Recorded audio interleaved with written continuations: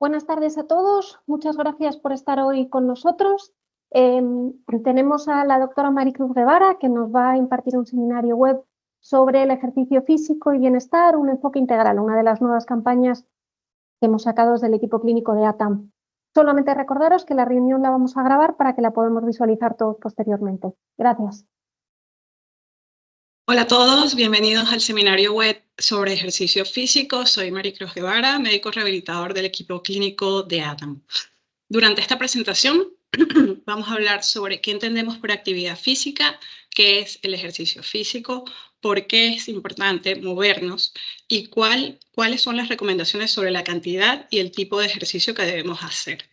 Al final de la presentación, os invitaremos a participar en nuestra campaña de hábitos saludables a través de la página web del equipo clínico. Comencemos. Empezaremos primero hablando sobre algunos términos que, si bien están relacionados, conviene saber en qué se diferencian y cómo están definidos. Vamos a hablar de la actividad física, del ejercicio físico, del individuo inactivo y del sedentarismo. Empezaremos hablando sobre la actividad física. Y entendemos la actividad física como cualquier movimiento del cuerpo producido por los músculos esqueléticos que conlleve un gasto energético por encima del reposo. O sea, que para la mayor parte de actividades que realizamos día a día, cuando caminamos por la oficina, por la casa, al hacer tareas del hogar, subir, bajar escaleras, cuando hacemos gestiones, todas son actividades que involucran actividad física. Ahora bien, ¿qué es el ejercicio físico? El ejercicio físico es un tipo concreto de actividad física y esta se caracteriza por ser planificada, estructurada y repetitiva. Entonces podemos ver, por ejemplo, a esta chica que está en el gimnasio levantando peso con el compañero que le está ayudando a hacer una serie de repeticiones. Entonces, ¿quién es un individuo inactivo? El individuo inactivo es aquel que no alcanza las recomendaciones de actividad física. Y estas recomendaciones son específicas por grupos de edad y población, y más adelante en la presentación ampliaremos cuáles son específicamente. Pero más o menos se trata de unas 2 horas y media de ejercicio aeróbico moderado a la semana.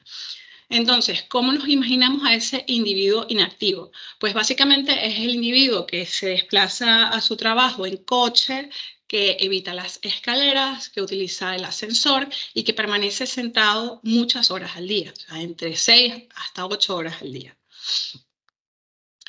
Entonces, ¿qué es el sedentarismo? El sedentarismo, desde el punto de vista de gasto energético, se considera cualquier conducta, estando consciente, sentado o tumbado, que sea menor de un gasto energético de 1,5 MET. Un MET es el gasto energético en reposo. Entonces, estas conductas son un factor de riesgo independiente de la inactividad física. ¿Qué significa esto?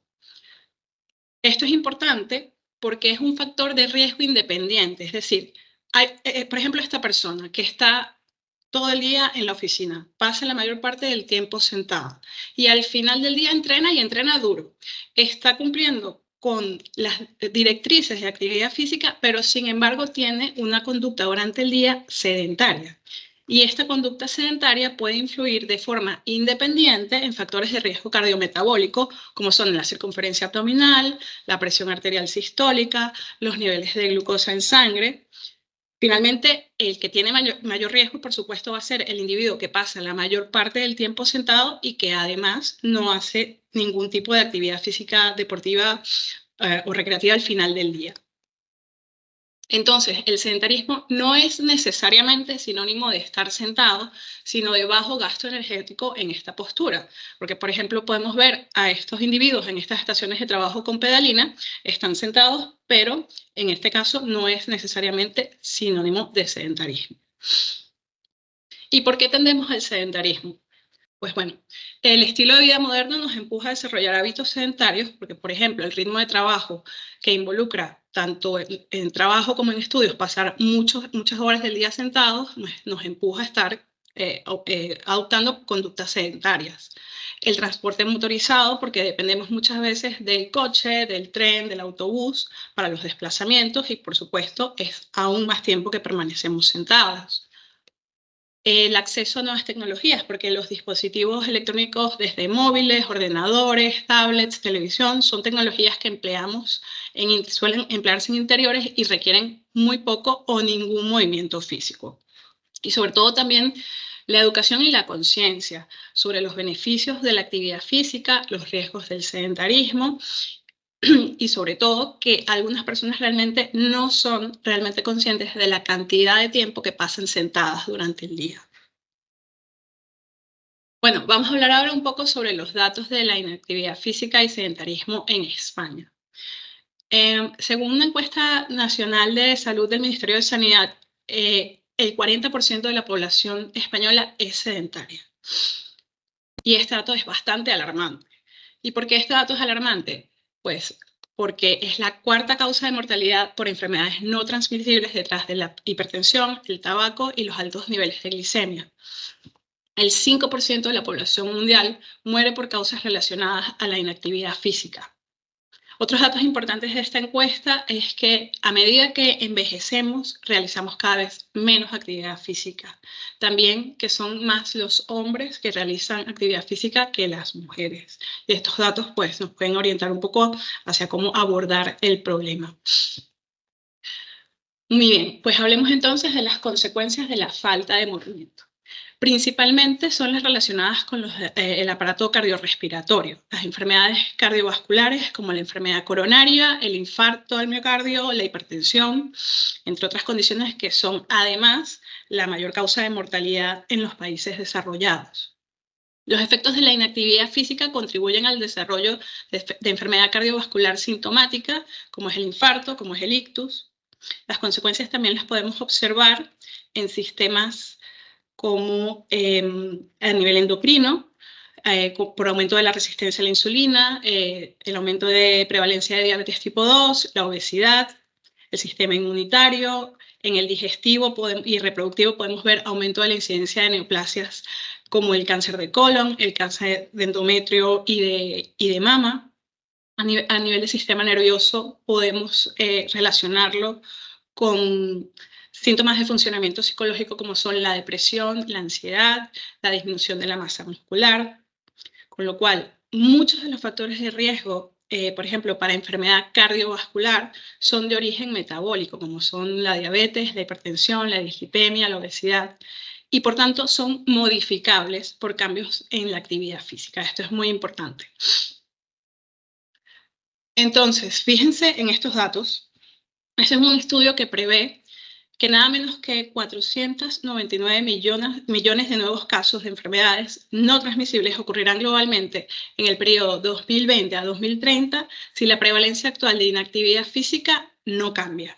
47% atribuible a hipertensión, 43% a depresión y ansiedad y a otras patologías como diabetes, accidente cerebrovascular, enfermedad coronaria, demencia, cáncer.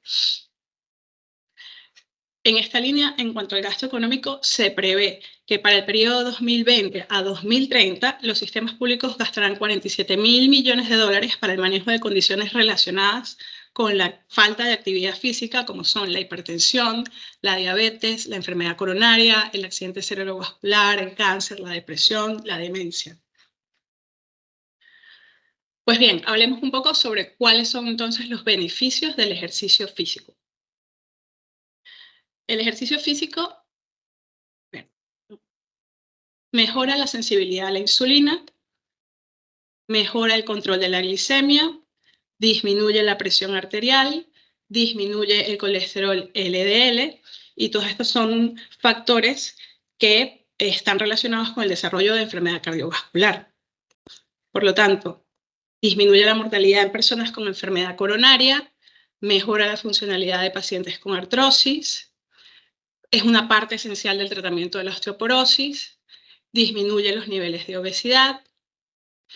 Aquí tenemos unos datos relacionados con la incidencia de cáncer y vemos que la actividad física, según esta publicación, puede reducir el riesgo de sufrir hasta 7 tipos de cáncer. Además, el riesgo es menor cuanto más actividad física se haga y cuanto más intensa sea.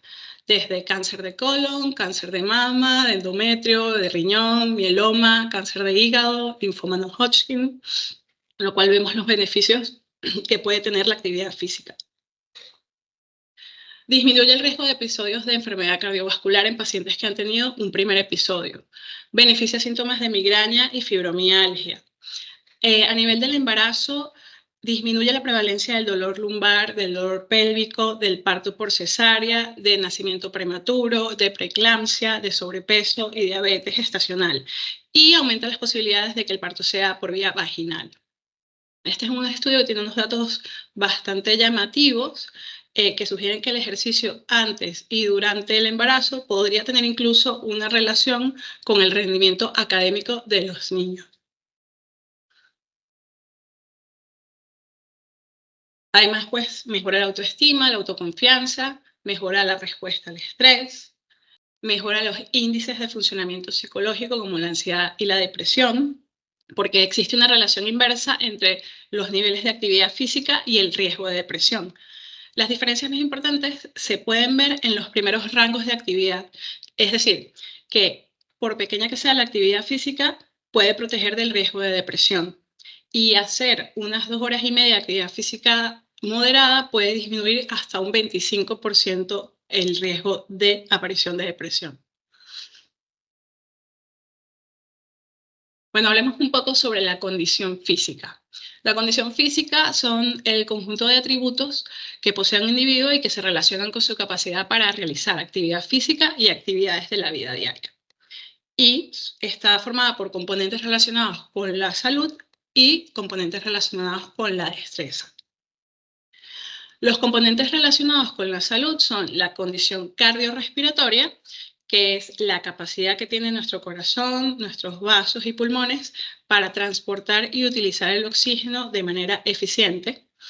La composición corporal, que es la distribución de músculo, de grasa, de tejido óseo y agua de nuestro organismo. La fuerza muscular, que es la capacidad de los músculos de ejercer fuerza. La resistencia muscular, que es la capacidad del músculo para continuar funcionando sin agotarse. La flexibilidad, que es la amplitud de movimiento disponible de una articulación. Y tenemos los componentes relacionados con la destreza. Estos componentes son la agilidad, que es la capacidad de cambiar la posición del cuerpo en el espacio con velocidad y con precisión. La coordinación, que es la capacidad de utilizar los sentidos para una ejecución fluida y precisa de las tareas. El equilibrio, que es la capacidad de conservar el balance mientras está de pie o en movimiento. La potencia, que es una combinación de fuerza y velocidad, y es la capacidad de generar la mayor fuerza posible en el menor tiempo posible. El tiempo de reacción es el tiempo transcurrido entre un estímulo y la respuesta a este, y la velocidad, que es la capacidad de realizar una tarea en un periodo breve. Vamos a hablar ahora sobre los tipos de ejercicio físico. Pues tenemos el ejercicio físico aeróbico o de resistencia cardiorrespiratoria, el ejercicio de resistencia muscular, ejercicio de flexibilidad y los ejercicios de equilibrio y de estabilidad. Bien. Los ejercicios aeróbicos o de resistencia cardiovascular son los que mejoran nuestra condición cardiorrespiratoria, que como dijimos antes, es esa capacidad que tenemos, la capacidad que tiene el corazón, los pulmones y los vasos de transportar y utilizar el oxígeno de forma eficiente. Son ejercicios que van a aumentar nuestra frecuencia cardíaca y nuestra frecuencia respiratoria. Por ejemplo, el correr, el nadar, el ciclismo o el remo, como podemos ver aquí, son ejercicios de tipo aeróbico. El ejercicio del tipo aeróbico reduce el riesgo de enfermedad cardíaca, mejora la función pulmonar porque mejora la eficiencia del intercambio de gases, aumenta la sensibilidad a la insulina y los niveles de glicemia, por lo tanto evita la instalación de diabetes tipo 2, nos ayuda a controlar el peso, mejora el estado de ánimo y reduce el estrés. Ahora, los ejercicios de resistencia muscular son aquellos que podemos realizar, por ejemplo, con pesas o mancuernas, con máquinas en el gimnasio, con nuestro propio peso o con cintas elásticas, y se refiere a aquellos que acondicionan al músculo para lograr fuerza, potencia y resistencia. Es importante que cada vez las investigaciones nos orientan a que los niveles más elevados de fuerza muscular se asocian también con un menor riesgo cardiometabólico y por tanto menos episodios de enfermedad cardiovascular. Pueden lograrse cambios en biomarcadores como son la glicemia, la sensibilidad a la insulina, y la evidencia sugiere que el entrenamiento de la resistencia muscular puede incluso ser tan eficaz como el entrenamiento aeróbico para el control del tratamiento de la diabetes tipo 2 y la mejora del perfil lipídico en los pacientes con sobrepeso y con obesidad. El ejercicio de resistencia muscular también aumenta nuestra masa ósea, es decir, la densidad y el contenido mineral óseo de nuestros huesos, y puede servir como una medida muy valiosa para prevenir, revertir o retrasar la pérdida de masa ósea en personas con osteoporosis. Puede reducir el dolor y la discapacidad en personas con artrosis. Es eficaz en el tratamiento del dolor de espalda crónico y hay trabajos que también lo relacionan con la mejoría del estrés y la depresión. Los ejercicios de flexibilidad son los ejercicios que aumentan la capacidad de la articulación de moverse en toda la amplitud de su recorrido. Estos ejercicios los hacemos, por ejemplo, cuando practicamos yoga, pilates, danza, algunas artes marciales, y nos permite realizar movimientos que son más fluidos y mejoran nuestra postura, contribuyen a disminuir el riesgo de lesiones y pueden aliviar el dolor muscular. Luego tenemos los ejercicios que son de equilibrio y de estabilidad. Estos son ejercicios que estimulan la propiocepción. Y la propiocepción es básicamente la capacidad de percibir nuestra posición, la posición del cuerpo con respecto al espacio. Y son muy importantes en personas mayores para prevenir el riesgo de caídas. Son también ejercicios que se pueden realizar con fitball, con bosu, con algunas posturas de yoga o de pilates. Y vamos a hablar ahora sobre la intensidad del ejercicio físico. Entonces, podemos calcular la intensidad del ejercicio a través del equivalente metabólico o MET. Un MET es el gasto energético en reposo y equivale a 3,5 mililitros de oxígeno por kilogramo de peso minuto o 1 kilocaloría por kilogramo hora. Según esto, entonces, la actividad puede ser ligera cuando está entre 1,6 y 2,9 METs, moderada cuando está entre 3 y 5,9 METs y vigorosa cuando es mayor o igual a 6 METs. Entonces, cuando realizamos actividad física o ejercicios de intensidad ligera. En cuanto al desplazamiento, cuando caminamos sin prisa por la oficina o por la casa, básicamente esa actividad equivale a unos 2 METs. En el hogar, actividades como hacer la cama, planchar, lavar los platos, cocinar, están entre unos 2 a 2,5 METs. Y en cuanto al ocio y los deportes, el billar, los dardos, pescar sentado, tocar algunos instrumentos musicales puede ser también considerado ligera, más o menos un promedio de 2,5 METs. En cuanto a actividad física y ejercicios de intensidad moderada, en desplazamiento es cuando vamos por la calle, por ejemplo, caminando rápido o muy rápido. Ahí estamos entre 3 a 5 METs.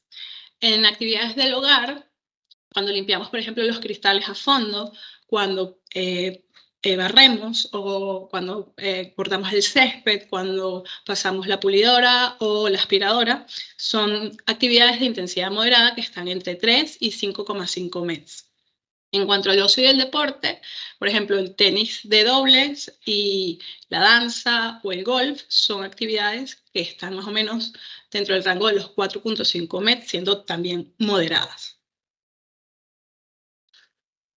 En cuanto a los ejercicios de intensidad ya vigorosa, y desplazamientos, estamos hablando de ya trotar, correr o hacer sprints, son actividades que están entre los 7 y los 11,5 metros, por lo tanto son muy vigorosas. En cuanto al hogar, ya son actividades que requieren, por ejemplo, paliar o arar o enfardar heno, o sea, actividades más pesadas que pueden llegar entre 7 a 8,5 metros. Y en cuanto al deporte, el ciclismo, el esquí, el básquet, la natación, son actividades que están entre 6 y 10 metros y son consideradas vigorosas. En el marco del Plan de Acción Mundial sobre la Actividad Física de la OMS para el periodo 2018 a 2030, se han planteado una serie de directrices e indicaciones sobre la actividad física y los hábitos sedentarios. Y los siguientes son los mensajes principales de este plan. La actividad física es buena para el corazón, el cuerpo y la mente. Cualquier actividad física es mejor que ninguna y cuanta más, mejor. Toda actividad física cuenta. El fortalecimiento muscular es beneficioso. El sedentarismo es poco saludable. Todas las personas pueden beneficiarse de incrementar la actividad física y reducir los hábitos sedentarios. Pues con esto vamos a empezar cuáles son esas directrices y recomendaciones por grupos de edad y población. En cuanto a niños y adolescentes, la recomendación es que se hagan unos 60 minutos al día de actividad física de intensidad moderada a vigorosa a lo largo de la semana y que la mayor parte de esta pues sea, como he dicho, aeróbica. Y de esos días de la semana que al menos 3 también involucren actividades que refuercen a nivel muscular y óseo, que eso se puede hacer mediante la participación en deportes como natación, baloncesto, fútbol o tenis. Es muy importante limitar el tiempo dedicado a actividades sedentarias y especialmente el tiempo que se permanece delante de una pantalla. En cuanto a los adultos de 18 a 64 años, las recomendaciones es de realizar de entre 150 a 300 minutos de actividad física aeróbica moderada a la semana, que esto es de 2 horas y media a 5 horas de actividad física aeróbica moderada, o de 75 minutos a 150 minutos de actividad física aeróbica vigorosa. O bien también puede ser una combinación de ambos. Se recomienda también realizar al menos 2 días a la semana ejercicios de potenciación muscular de intensidad moderada para trabajar los principales grupos musculares, que no sean días consecutivos y que se hagan, por ejemplo, unos 8 a 10 ejercicios y unas 8 a 12 repeticiones de cada uno. Pues bien, sabemos que mientras más, mejor, con lo cual, si hacemos más de 300 minutos de actividad aeróbica de intensidad moderada a la semana, o bien más de 150 minutos de actividad física aeróbica de intensidad vigorosa a la semana, podemos lograr aún más beneficios adicionales. Con lo cual, mientras más, mejor. Como siempre, limitar el tiempo dedicado a las actividades sedentarias y sustituirlo por alguna actividad física de cualquier intensidad, aunque sea leve. Por ejemplo, sustituir el ascensor por las escaleras. Para personas mayores, a partir de 65 años, las recomendaciones son bastante similares que para personas menores de 65 años, es decir, los 150 a 300 minutos de actividad física aeróbica moderada a la semana o 75 a 150 de actividad aeróbica de intensidad vigorosa o una combinación de ambos. También se recomienda el ejercicio de potenciación muscular al menos 2 días no consecutivos a la semana y sobre todo también que al menos 3 días sean actividades físicas multicomponentes. Esas actividades físicas multicomponentes son las que además de la resistencia cardiovascular y la resistencia muscular, involucran coordinación y equilibrio. Y esto es muy importante en esta población porque es lo que va a prevenir el riesgo de caídas.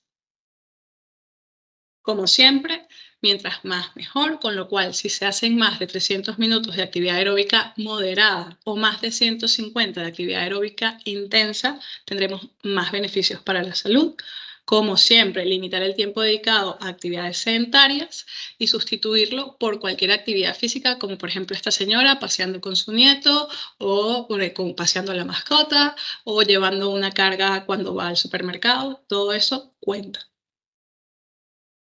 En cuanto a mujeres embarazadas y en puerperio, las recomendaciones son de al menos 150 minutos de actividad física aeróbica de intensidad moderada, siempre que no haya contraindicaciones. Como siempre, limitar el tiempo dedicado a actividades sedentarias y sustituirlo por cualquier actividad, por muy leve que sea. Me irán repitiendo un poco lo mismo dentro de cada grupo, pero es que básicamente los mensajes son bastante similares. En cuanto a adultos y personas mayores con afecciones crónicas, estamos hablando, por ejemplo, de supervivientes de cáncer, de hipertensión, de pacientes que tienen hipertensión, de diabetes tipo 2, pacientes de VIH. Las recomendaciones son las mismas que en personas mayores de 65 años. 150, 300 de actividad física aeróbica moderada a la semana o 75, 150 de actividad física aeróbica intensa, 2 días a la semana no consecutivos de actividad de potenciación muscular, y también es recomendable las multicomponentes de flexibilidad y coordinación 3 días a la semana. Mientras más mejor, es decir, más de 300 minutos mejor, más de 100 de actividad moderada mejor y más de 150 de actividad vigorosa aeróbica mejor. Siempre limitar el tiempo de actividades sedentarias y sustituirlo por una actividad, aunque sea muy ligera. En cuanto a niños y adolescentes de 5 a 17 años con discapacidad, las recomendaciones son las mismas que para la población infantil y de adolescentes sin discapacidad. Pero claro, esta es una población en la que hay que tomar algunas medidas especiales porque el deporte o el tipo de actividad tiene que ser adaptado y además en un entorno que lo permita. Es una población que tiene, digamos, más dificultad en poder cumplir con estas directrices o estas recomendaciones por las limitaciones derivadas de la discapacidad. Pero una valoración por un especialista, por ejemplo en la consulta de rehabilitación, puede orientar hacia cómo se puede adaptar la actividad física y qué tipo de entorno o qué tipo de actividad conviene hacer. En adultos a partir de 18 años con discapacidad, lo mismo que para adultos sin discapacidad. Lo que pasa es que lo que va a variar es el tipo de actividad. Por ejemplo, aquí vemos a una persona haciendo actividad física moderada, aeróbica, que sale a caminar con su perro guía, o una persona con una prótesis que igual está jugando básquet porque se ha adaptado. Pero básicamente las recomendaciones son las mismas que para los adultos, e incluidas están los 2 días de potenciación muscular a la semana que no sean consecutivos. También se les recomienda hacer actividad física multicomponente, que son ejercicios de flexibilidad, como hemos dicho antes, y coordinación, y como siempre, más mejor. Más de 300 minutos o más de 5 horas a la semana de actividad aeróbica moderada reporta mayores beneficios, al igual que más de 2 horas y media de actividad física aeróbica de intensidad vigorosa. ¿Y es suficiente solo seguir las directrices?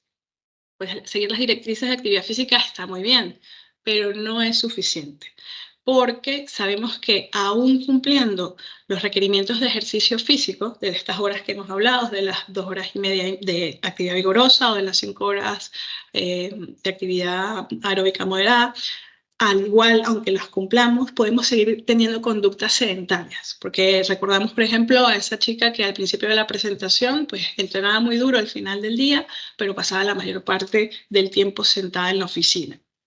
Y las conductas sedentarias, como hemos dicho al principio de la presentación, contribuyen de forma independiente en el desarrollo de enfermedad cardiovascular, de diabetes tipo 2, y está asociada también de forma independiente al aumento del perímetro de la circunferencia abdominal y de la glicemia. Entonces, lo importante es que también, además de cumplir las recomendaciones, intentemos romper con esa conducta o esa tendencia al sedentarismo.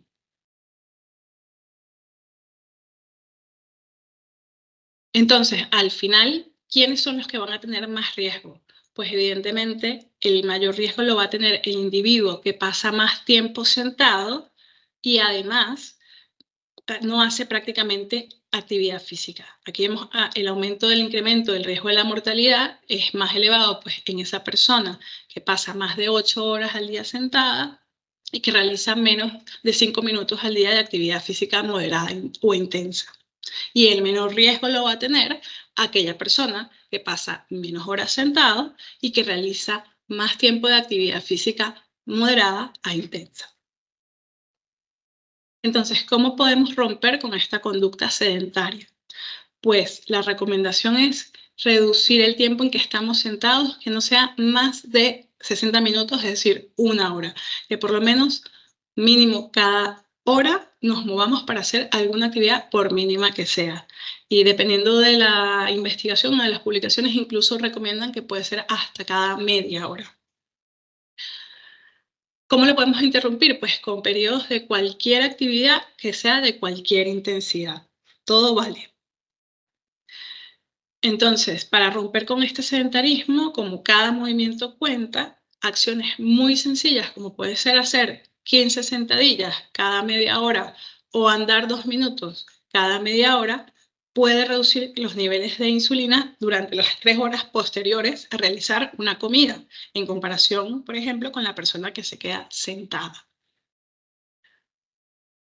Y a pesar de que ponemos el foco en entrenar para mantener nuestra salud, evitar el sedentarismo prolongado puede ser igual de importante. ¿Cómo lo podemos hacer? Pues vamos a hacerlo mediante snacks o bocadillos de ejercicios cortos e intensos que pueden ser incluidos en nuestra rutina diaria. Por ejemplo, cuando vamos a coger el autobús, correr 2 minutos hacia el autobús puede ser igual a una actividad física de 7,53 METs, lo cual por 2 minutos es algo bastante intenso. Subir escaleras durante 1 minuto en lugar de tomar el ascensor o de coger las escaleras mecánicas también puede ser una actividad de una gran intensidad. Lo mismo cuando regresamos del trabajo, pues cuando regresamos a nuestra casa desde el trabajo, caminar rápido o correr también hacia el autobús 2 minutos. Son pequeñas cosas que podemos ir incorporando a la rutina y que pueden ir sumando. Jugar con los niños durante 3 minutos puede ser una actividad también intensa. Mover una carga en la casa, por ejemplo, si estamos limpiando, lo que sea. Intentar, por ejemplo, aparcar más lejos de donde vamos de nuestro destino para caminar o caminar rápido hacia él. Todas esas son pequeñas conductas que pueden ayudarnos a romper esa tendencia. Es cierto que a nivel laboral puede ser complicado romper con la conducta sedentaria porque tenemos que pasar muchas horas frente al ordenador, pero en la medida de lo posible debemos intentar hacer lo posible por realizar actividad, aunque sea muy, muy ligera, con esos pequeños snacks de movimientos que nos pueden proporcionar muchos beneficios para la salud, para el control de la glicemia, para el control de lípidos y para la salud cardiovascular.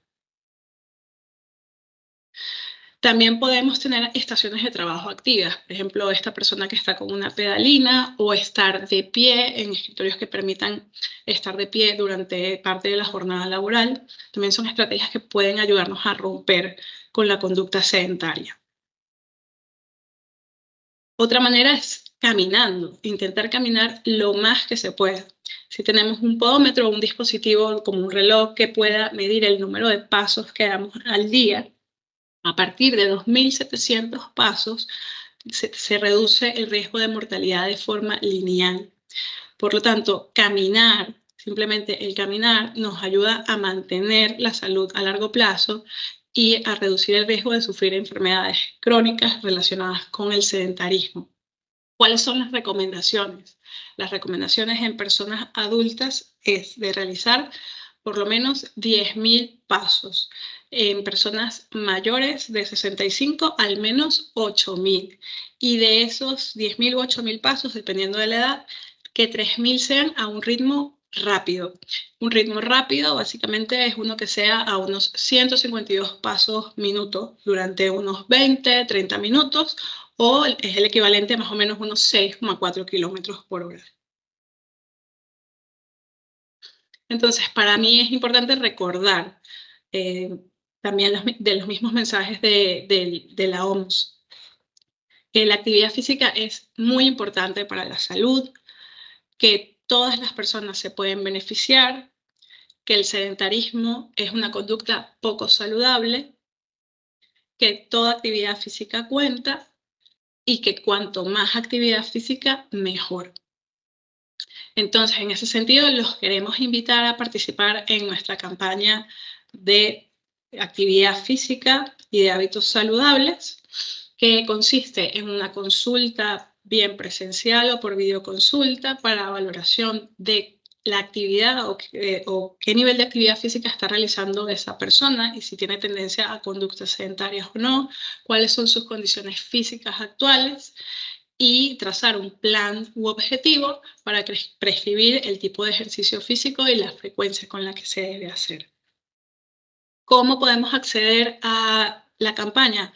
Pues a través de la página web del equipo clínico de ATAM, rellenar el formulario de la campaña de vitalidad, de ejercicio físico y promoción de la salud. Y desde luego, pues estaremos esperando que acudan a nuestras consultas y muchísimas gracias por vuestra atención. Muchas gracias, Maricruz, ha sido muy interesante. Sí. Tenemos un ratito, yo creo que para preguntas. Nos han planteado una en el chat que pone: para la actividad de fortaleza muscular, ¿hay un peso mínimo o máximo o alguna recomendación de cómo incorporarlo a la rutina? Si nos pudieses contar un poquito, por favor.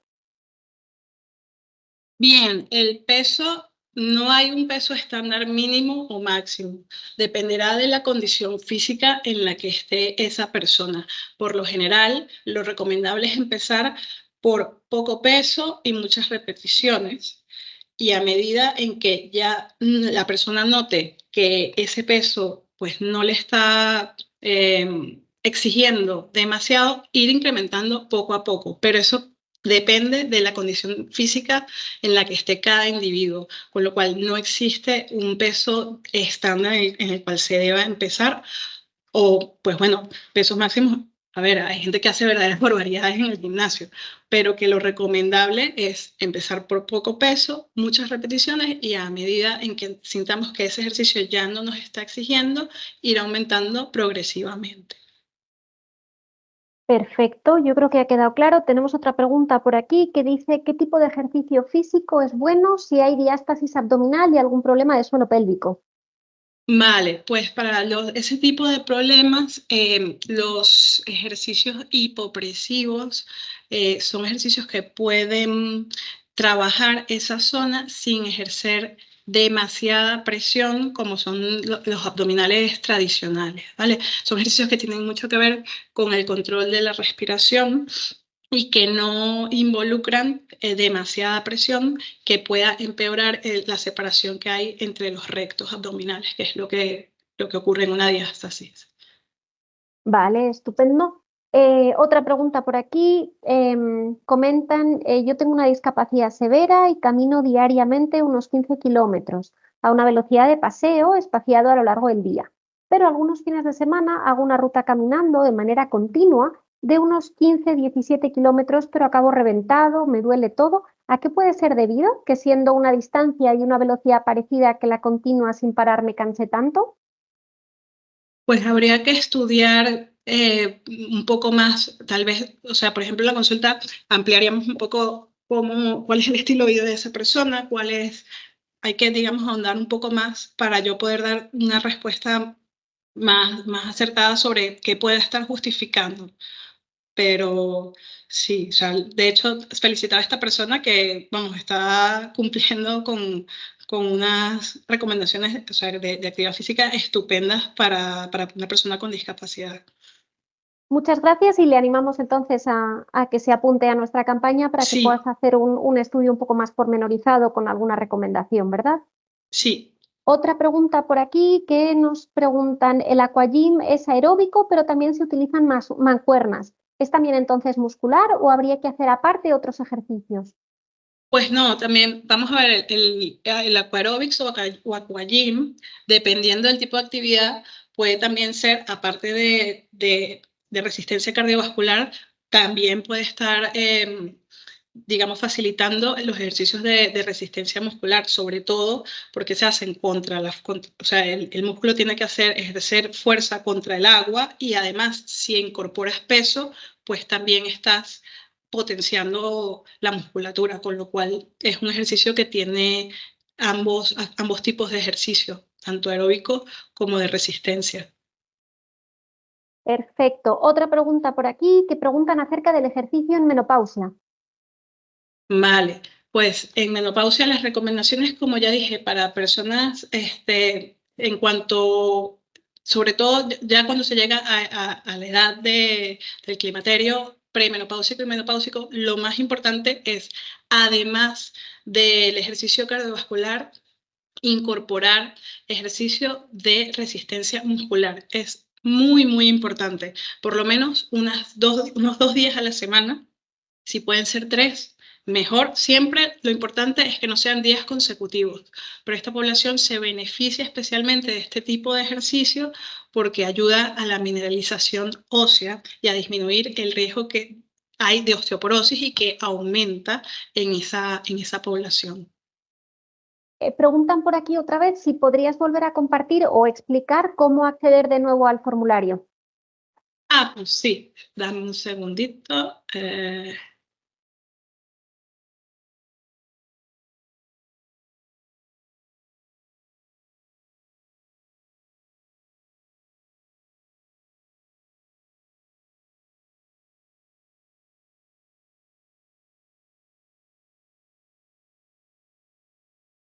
Bien, desde la página web del equipo clínico de ATAM hay una opción para rellenar un formulario.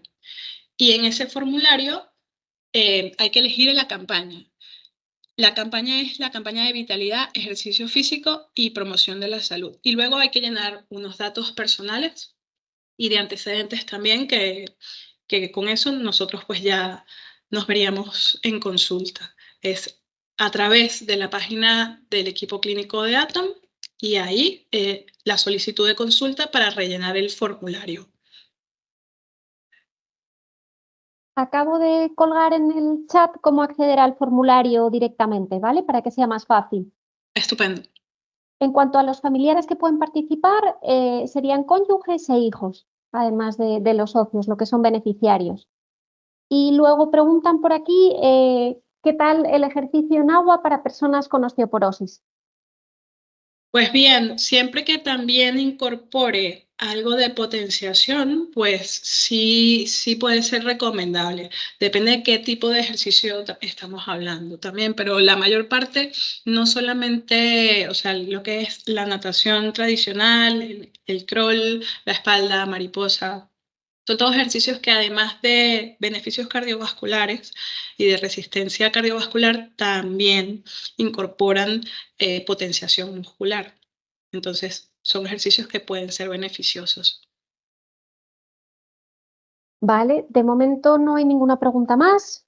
No sé si a alguien se le ha quedado algo en el tintero, si no, invitaros simplemente a uniros a la campaña. Aquí entran un par de ellas más. A ver, con respecto a ejercicios de natación, ¿qué es más recomendable? ¿Mantener un solo estilo, por ejemplo, el crawl, o ir variándolo?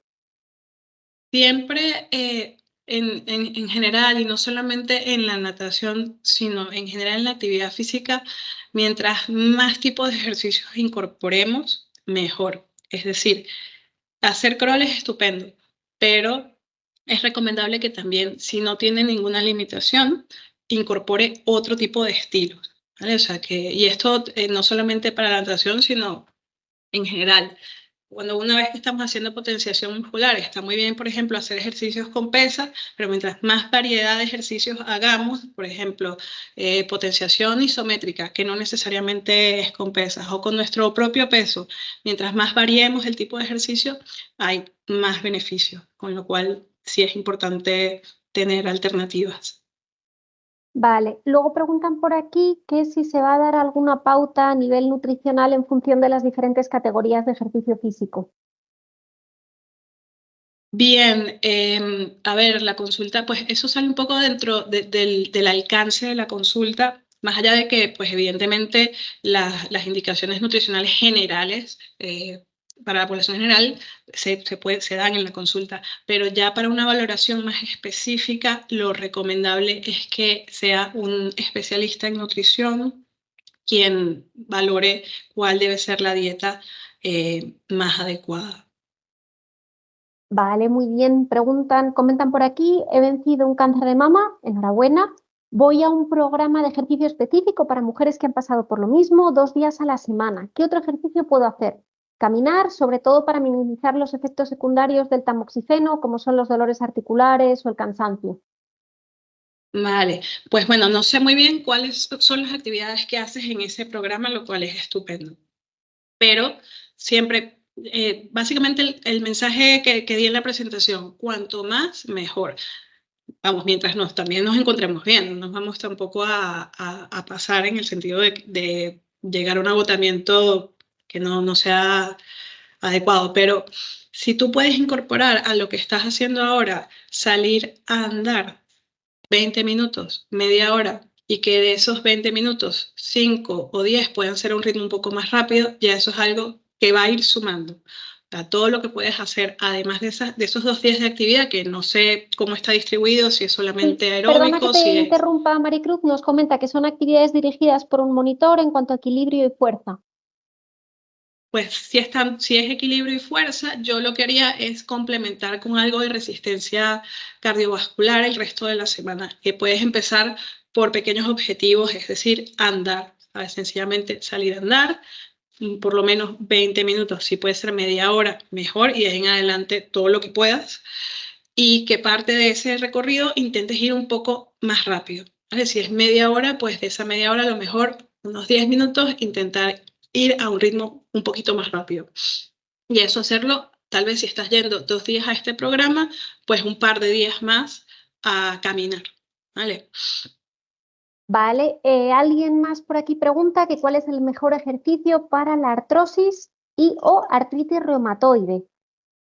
Vale, bueno, pues no hay un solo ejercicio específico que sea el mejor, sino una combinación, como hemos visto, de tanto ejercicio de resistencia cardiovascular como ejercicio de potenciación muscular. En la presentación mencioné que los ejercicios de resistencia muscular están relacionados con la mejoría de la funcionalidad en personas con artrosis y mejora los síntomas de dolor, con lo cual es conveniente que se incorporen ejercicios de fuerza muscular, pero sin dejar a un lado también los de resistencia cardiovascular, con lo cual no hay uno solo, sino es una combinación.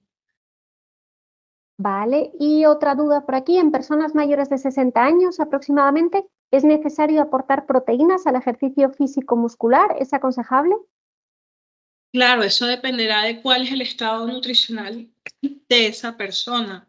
¿Vale? Pues hay casos de personas en las que hay una pérdida de masa muscular, una situación de sarcopenia, en la que sí es recomendable pues complementar con alimentación que tenga este tipo de contenido, pero dependerá de cuál es el estado nutricional de esa persona. Vale, muy bien. Y nos entra otra duda por aquí, si podrías dar un ejemplo de agenda de ejercicio que sería adecuado para una mujer sana entre 30 y 50 años. Como una agenda de ejercicios. Sí, yo creo que pues como igual decir, bueno, pues 2 días a la semana que hagan algo de cardio o sea, como Sí, alguna pues pauta así un bueno, poco a ver. generalizada. Por ejemplo, una persona, y también dependerá, o sea, en la consulta, estos son el tipo de cosas que se hablarán para poder, digamos, diseñar un plan de ejercicio físico que se adapte a las condiciones de esa persona, a la motivación que tenga esa persona y, pues bien, desconozco qué tipo de actividad disfruta más o menos, pero en general podría, por ejemplo, hacer 3 días de ejercicio de resistencia cardiorrespiratoria, es decir, aeróbico, 2 días de ejercicio de potenciación muscular. Siempre, aunque es una persona joven, yo recomiendo, aunque no está dentro de las directrices, igual, si se puede hacer además ejercicio de flexibilidad y de coordinación, pues mejor. Con lo cual, podría ser o bien 3 días de cardiovascular, 2 días de potenciación, o por ejemplo, 2 días de cardiovascular, 2 días de potenciación, 1 de flexibilidad. Vale, perfecto. Muchas gracias. Yo creo que no nos queda ninguna duda por aquí. Solamente comentaros que os lo voy a poner en el chat que abrimos otra campaña, además de la de Maricruz, sobre cómo conservar la salud cerebral en las mejores condiciones y tendremos un seminario web. Os he dejado el link y la información este jueves a la 1 de la tarde también, que os podéis inscribir este próximo jueves 25. Y así tocamos un poco todos los palos a nivel de ejercicio, cerebro y demás. Pues yo creo que aquí ya desconectamos. Muy Lo bien. dejamos aquí. La verdad es que está muy bien, Maricruz. Muchas gracias. Ha sido muy interesante y hemos aprendido mucho. Y nada, Muchas invitaros gracias. a uniros a la campaña para tener Sí, alguna pauta aquí os más. espero en la consulta, así que anímense a participar.